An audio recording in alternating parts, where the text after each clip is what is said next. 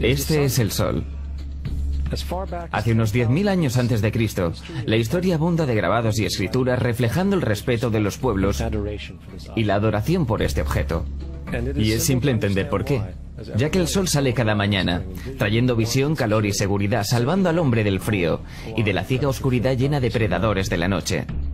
Sin él, las culturas entendieron que los sembrados no crecerían y la vida en el planeta no sobreviviría. Estas realidades hicieron al sol el objeto más adorado de todos los tiempos. De la misma manera estaban conscientes de las estrellas. El seguirlas les permitía reconocer y anticipar eventos que ocurrían sobre periodos largos de tiempo, como los eclipses y las lunas llenas. A su tiempo, catalogaron a grupos celestiales, en los que hoy conocemos como constelaciones. Esta es la cruz del zodiaco, una de las más antiguas imágenes conceptuales en la historia de la humanidad. Refleja el sol cuando pasa figuradamente a través de las 12 constelaciones mayores en el curso de un año. También refleja los 12 meses del año, las 4 estaciones y los solsticios y equinoccios. El término zodiaco se relaciona con el hecho de que las constelaciones fueron antropomorfizadas o personificadas como figuras o animales. En otras palabras, las primeras civilizaciones no solo seguían al sol y las estrellas, los personificaban con mitos elaborados, incluyendo sus movimientos y relaciones. El sol, con sus cualidades de dar y cuidar la vida, fue personificado como un representante del Creador no visto, o Dios. El sol de Dios, la luz del mundo, el salvador de la raza humana. De la misma manera, las 12 constelaciones representaban lugares de viaje del sol y Dios, y eran identificadas con nombre, generalmente representando elementos de la naturaleza que se sucedían en el tiempo, como por ejemplo Acuario, el aguador, que trae las lluvias de primavera. Este es Horus. Es el dios del sol de Egipto alrededor de 3.000 años antes de Cristo. Él es el sol antropomorfizado y su vida es una serie de mitos alegóricos relacionados con el movimiento del sol en el cielo. Desde los viejos jeroglíficos en Egipto sabemos mucho sobre este mesías solar. Por ejemplo, Horus, siendo el sol o la luz, tenía un enemigo conocido como Set, y Set era la personificación de la oscuridad o la noche. Y hablando metafóricamente, cada mañana Horus le ganaba la batalla a Set, mientras en el atardecer Set conquistaba a Horus y lo mandaba al bajo mundo. Es importante notar que oscuridad versus luz o bien versus mal es una de las dualidades mitológicas más extendidas que se conocen, y aún se expresan en varios niveles hasta la fecha. En líneas generales, la historia de Horus es la siguiente. Horus nació un 25 de diciembre de la Virgen Isis Meri. Su nacimiento fue acompañado por una estrella en el este, la cual ayudó a 3 reyes a ubicar y adorar al Salvador recién nacido. A los 12 años era un niño prodigio maestro. A la edad de 13 años fue bautizado por alguien llamado Anu, y así empezó su ministerio. Horus tenía 12 discípulos que viajaban con él realizando milagros como curar enfermos, caminar sobre el agua, y además Horus era conocido con varios nombres como la verdad, la luz, el hijo elegido de Dios, el buen pastor, la oveja de Dios y muchos otros. Después de haber sido traicionado por Typhon, Horus fue crucificado, enterrado por 3 días y resucitado. Estos atributos de Horus, siendo originales o no, parecían filtrarse a muchas otras culturas del mundo, siendo que muchos otros dioses tienen la misma estructura mitológica general. Atis de Frigia, nacido de la Virgen Nana un 25 de diciembre, crucificado, puesto en una tumba y después de 3 días, resucitado. Krishna de India, nació de la Virgen de Baki, con una estrella en el este señalando su llegada, realizaba milagros con sus discípulos y después de su muerte resucitó. Dionisio de Grecia, nacido de una virgen un 25 de diciembre, era un maestro viajero que realizaba milagros como transformar el agua en vino, se lo llamaba Rey de Reyes, único hijo de Dios, Alfa y Omega y muchos otros. Y luego, después de morir, resucitó. Mithra de Persia, nacida de una virgen un 25 de diciembre. Tenía 12 discípulos y realizaba milagros y después de morir fue enterrada por 3 días y resucitó. También se le llamaba la verdad, la luz y otras muchas. Es notable que el día sagrado para adorar a Mithra era el domingo. El hecho es que hay numerosos salvadores de diferentes periodos de todo el mundo que concuerdan con estas características generales. La pregunta permanece, ¿por qué estos atributos? ¿Por qué el nacimiento de una virgen el 25 de diciembre? ¿Por qué muerto por 3 días? ¿Y su resurrección? ¿Por qué 12 discípulos? Para saber más, examinemos el más reciente de los Mesías solares. Y lo haremos muy rápidamente. Jesucristo nació de la Virgen María un 25 de diciembre en Belén. Su nacimiento fue anunciado por una estrella del este, la cual 3 reyes siguieron para ubicar y adorar a su nuevo Salvador. Fue maestro a los 12 años, a los 30 fue bautizado por Juan el Bautista y ahí comenzó su ministerio. Jesús tenía 12 discípulos que viajaban con él y realizaban milagros como curar a enfermos, caminar sobre el agua, levantar muertos. También era conocido como Rey de Reyes, el Hijo de Dios, la Luz del Mundo, Alfa y Omega, la Oveja de Dios y muchos otros. Después de ser traicionado por Judas y vendido por 30 piezas de plata, fue crucificado, puesto en una tumba y después de 3 días resucitó y ascendió al cielo.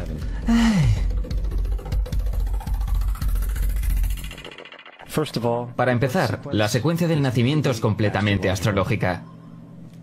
La estrella en el este es Sirius, la estrella más brillante de la noche, que el 24 de diciembre se alinea con las 3 estrellas más brillantes del cinturón de Orión. Estas 3 estrellas se llaman hoy, como se llamaban en la antigüedad, los 3 reyes. Los 3 reyes y la estrella más brillante, Sirio, apuntan al lugar donde sale el sol, el 25 de diciembre. Por esto es que los 3 reyes siguen a la estrella en el este, para ubicar la salida del sol. El nacimiento del sol.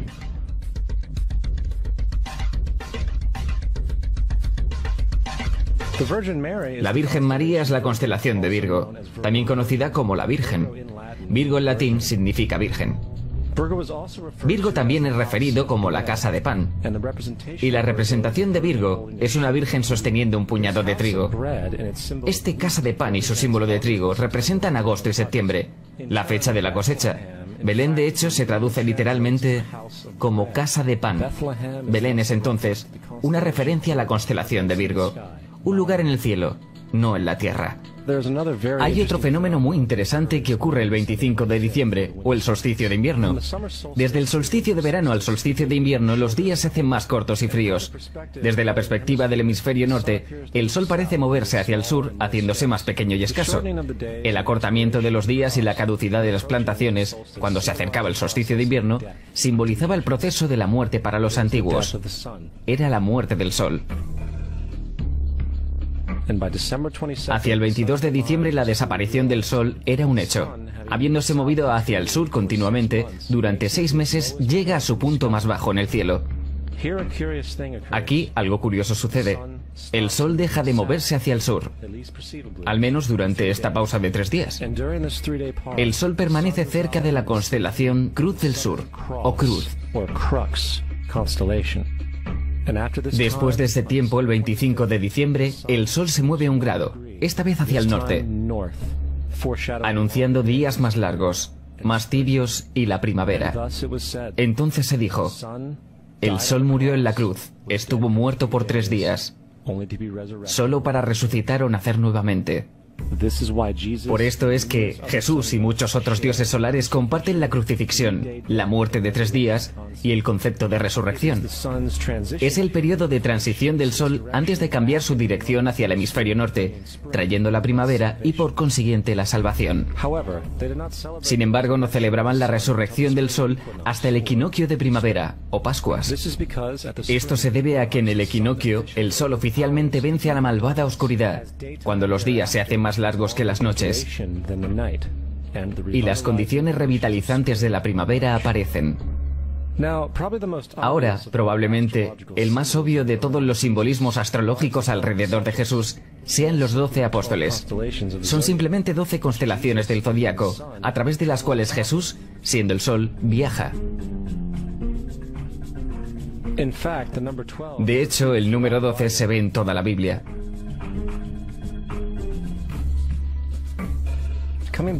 Volviendo a la cruz del zodiaco, la vida figurativa del sol, esto no era solo una expresión artística o herramienta para seguir los movimientos del sol. Era también un símbolo espiritual pagano, que resumido, se veía algo parecido a esto. Esto no es un símbolo de la cristiandad. Es una adaptación pagana, una adaptación de la cruz del zodiaco.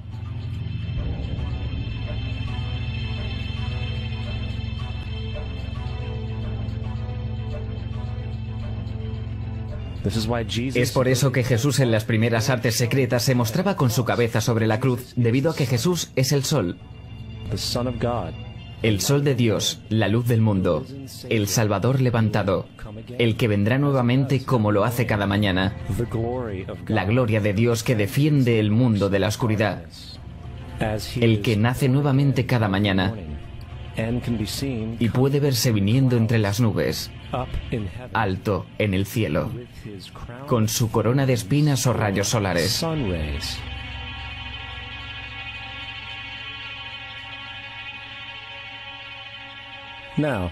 Ahora, de las varias metáforas astrológicas astronómicas en la Biblia, una de las más importantes tiene que ver con las eras. Por todas partes en el escrito hay numerosas referencias a la era. Para entender esto necesitamos estar familiarizados con el fenómeno conocido como procesión de los equinoccios. Los antiguos egipcios, así como culturas anteriores a ellos, reconocían que cada aproximadamente 2150 años, el amanecer en la mañana del equinoccio de primavera ocurría en un siglo diferente del zodiaco. Esto tiene que ver con el lento movimiento angular que la Tierra mantiene mientras rota sobre su eje. Es llamado procesión porque las constelaciones van hacia atrás de forma opuesta al ciclo anual normal. El tiempo que tarda la procesión en pasar por los 12 signos es aproximadamente 25.765 años. Esto es llamado el Gran Año, y las sociedades antiguas eran muy conscientes de esto. Ellos llamaban al periodo de 2150 años una era. De 4300 a.C. a 2150 a.C. fue la era de Tauro, el toro. De 2150 a.C. a 1 después de Cristo fue la era de Aries, el carnero. Y 1 después de Cristo a 2150 después de Cristo es la era de hoy, Piscis. Alrededor de 2150 entraremos en la nueva era, la era de Acuario. La Biblia refleja en líneas generales un movimiento simbólico a través de 3 eras mientras anuncia una cuarta. En el Viejo Testamento, cuando Moisés baja del monte Sinai con los 10 mandamientos, él se enfada al ver a su gente venerando un becerro de oro. De hecho, destroza las placas de piedra y obliga a su gente a matarse entre sí para purificarse. La mayoría de los especialistas bíblicos atribuyen esta ira al hecho de que los israelitas están venerando un ídolo falso, o algo por el estilo. La realidad es que el toro dorado es Tauro el toro, y Moisés refleja la nueva era de Aries el carnero. Es por eso que los judíos aún soplan del cuerno del carnero. Moisés representa la nueva era de Aries, y en la nueva era, todos deben dejar la vieja era. Otros dioses también marcan estas transiciones como Mitra, un dios precristiano que mata al toro simbolizando lo mismo. Jesús es la figura que acompaña a la era que sigue Aries, la era de Piscis o de los 2 peces. El simbolismo del pez abunda en el Nuevo Testamento.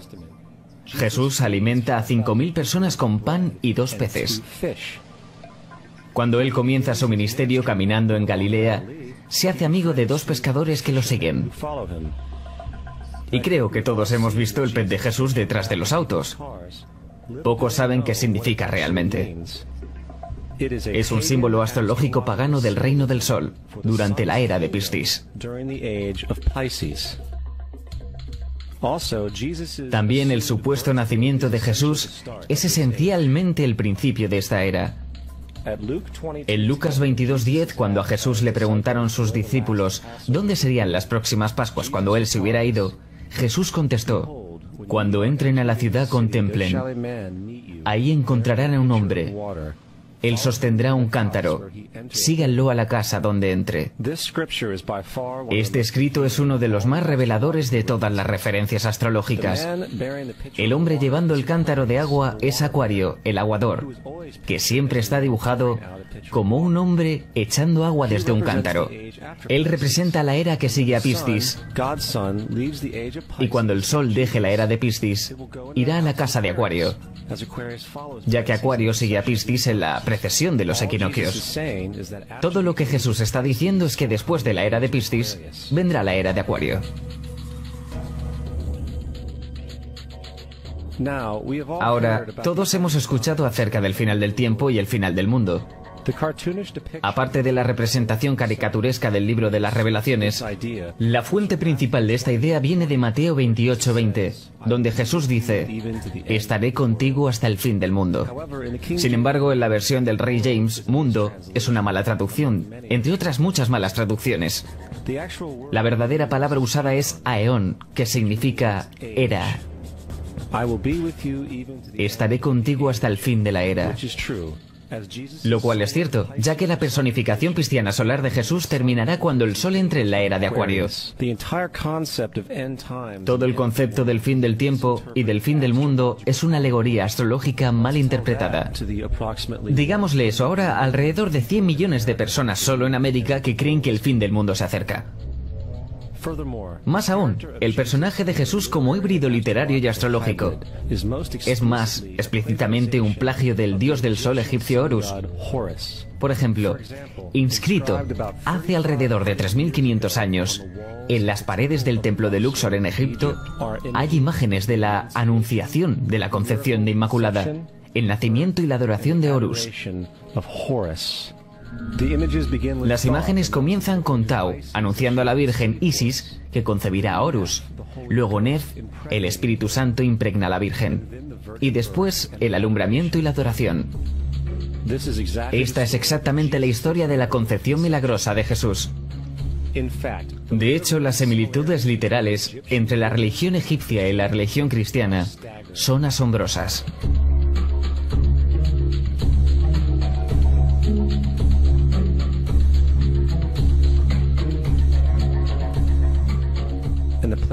El plagio es continuo.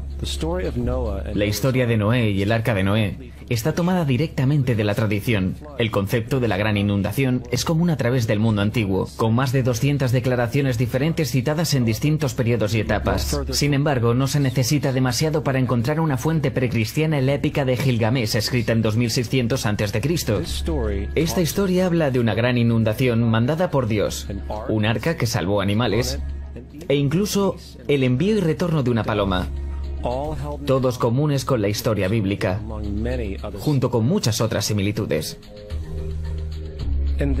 Y también la historia plagiada de Moisés. Cuando Moisés nació, se dijo que fue puesto en un canasto y dejado flotando en un río. Todo eso para evitar el infanticidio. Más tarde fue rescatado por una hija de la realeza y criado por ella como un príncipe. Esta historia de un bebé en un canasto fue copiada directamente del mito de Sargón de Akkad, alrededor de 2250 a.C. Sargón nació, fue puesto en un canasto para evitar el infanticidio y fue dejado flotando en un río. Él fue rescatado y criado por Aquí, una comadrona real. Aún más, Moisés es conocido como el dador de leyes, el dador de los 10 mandamientos, la ley de las tablas. Sin embargo, la idea de una ley que es pasada de Dios a un profeta en una montaña es también un tópico muy viejo. Moisés es solo un dador de leyes, dentro de una larga lista de dadores de leyes de la historia mitológica. En India Manú es el gran dador de leyes, en Creta Minos ascendió al monte Dicta, donde Zeus le dio las leyes sagradas, mientras que en Egipto estuvo Mises, que llevó las placas de piedra donde se escribieron las leyes de Dios. Manu, Minos, Mises, Moisés. Y en cuanto a los 10 mandamientos, fueron sacados completamente del encanto 125 del libro de los muertos egipcios. Lo que el libro de los muertos rezaba: no he robado, se convirtió en no robarás. No he matado, se convirtió en no matarás. No he mentido, se convirtió en no levantarás falso testimonio, y así sucesivamente. De hecho, la religión egipcia es probablemente la primera base fundacional para la teología judeocristiana. Bautismo, vida después de la muerte, juicio final, nacimiento por virgen y resurrección, crucifixión, el arca de la alianza, circuncisión, salvadores, sagrada comunión, el diluvio, Pascua cristiana, Navidad, Pascua judía y muchas más. Son todo atributos de ideas egipcias creadas mucho antes que el cristianismo y el judaísmo.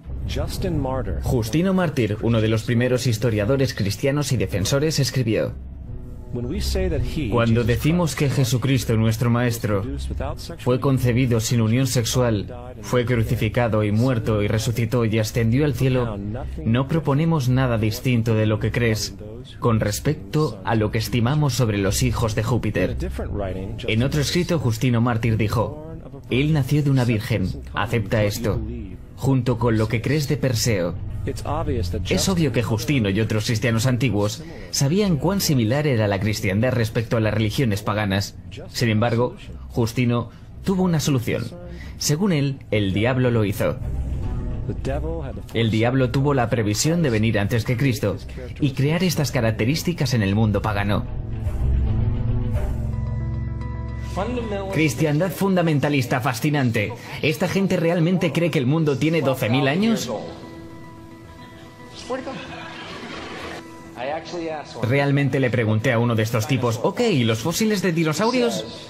Me contestó, ¿fósiles de dinosaurios? Dios los puso ahí para probar nuestra fe.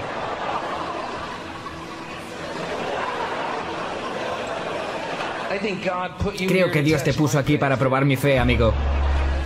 ¿Cuál es el camino del arca? La Biblia no es nada más que un híbrido literario astroteológico, como casi todos los mitos religiosos anteriores. De hecho, el tema de transferencia de atributos de un personaje a un nuevo personaje se pueden encontrar dentro del libro mismo. En el Viejo Testamento está la historia de José. José fue un prototipo de Jesús. José tuvo un nacimiento milagroso. Jesús tuvo un nacimiento milagroso. José tenía 12 hermanos. Jesús tenía 12 discípulos. José fue vendido por 20 piezas de plata. Jesús fue vendido por 30 piezas de plata. El hermano Judas sugirió la venta de José. El discípulo Judas sugirió la venta de Jesús. José comenzó su trabajo a la edad de 30 años. Jesús comenzó su trabajo a los 30 años. Los paralelismos siguen y siguen. Es más, ¿hay alguna referencia histórica no bíblica de alguna persona viviendo con el nombre Jesús, el hijo de María, que viajaba con 12 seguidores curando gente y demás? Hay numerosos historiadores que vivieron en alrededores del Mediterráneo durante o después de la supuesta vida de Jesús. ¿Cuántos historiadores documentan esta figura? Ninguno. Sin embargo, para ser justos no significa que defensores del Jesús histórico no hayan sostenido lo contrario. 4 historiadores son citados típicamente para justificar su existencia. Plinio el Joven, Sustenius y Tácito son los primeros 3. Cada una de sus citas consisten solo en unas pocas oraciones. Y solo se refieren al Christus o al Cristo, que de hecho no es un nombre, sino un título. Significa el elegido. La cuarta fuente es Josephus, y ha sido probada ser una falsificación hace cientos de años. Tristemente, aún hoy es citada como cierta. Es de suponer que un tipo que se levantó entre los muertos y ascendió al cielo delante de todo el mundo y realizó la cantidad de milagros que se le atribuyen, hubiera permanecido en el registro histórico. No lo hizo porque una vez que la evidencia es sopesada, hay una probabilidad muy alta que la figura conocida como Jesús no haya existido nunca. La religión cristiana es una parodia sobre la adoración al sol, en la cual pusieron a un hombre llamado Cristo en lugar del sol, y lo adoran como originalmente adoraron al sol. Thomas Paine. No queremos ser crueles, pero queremos ser objetivos. No queremos causar sentimientos dolorosos, pero queremos ser académicamente correctos en lo que entendemos y que sabemos que es cierto. La cristiandad no está basada en verdades. Encontramos que la cristiandad fue de hecho nada más que una historia romana, desarrollada políticamente. La realidad es, Jesús fue una deidad solar de la secta cristiana agnóstica, y como todos los otros dioses paganos, era una figura mítica. Fue el sistema político que buscó crear la figura de Jesús para tener control social.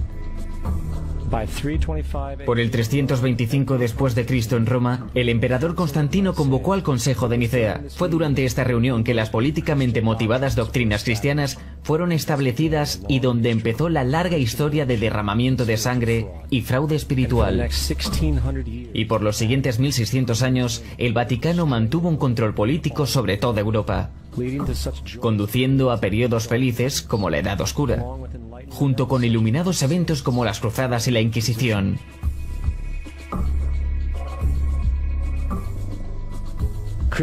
La cristiandad, junto con todos los otros sistemas de creencias teístas, es el fraude de la era.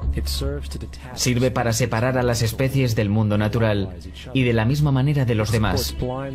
Apoya la ciega sumisión a la autoridad. Reduce la responsabilidad humana al hecho de que Dios controla todo.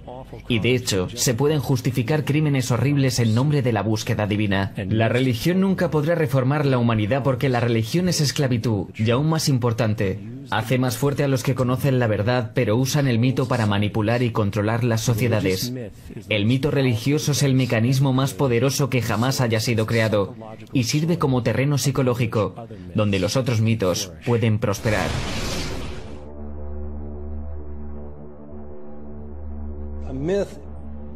Un mito es una idea que, aun siendo popularmente creída, es falsa. En un sentido más profundo, en el sentido religioso, el mito sirve como una historia que orienta y conmueve a la gente.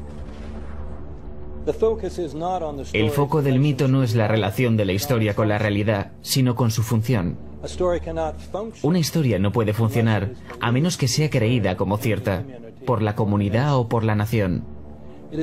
No es tema de debate que algunos tengan el mal gusto de cuestionar la veracidad de tal historia sagrada. Los cuidadores de la fe no entran en debate con ellos. Ellos los ignoran o denuncian como blasfemos.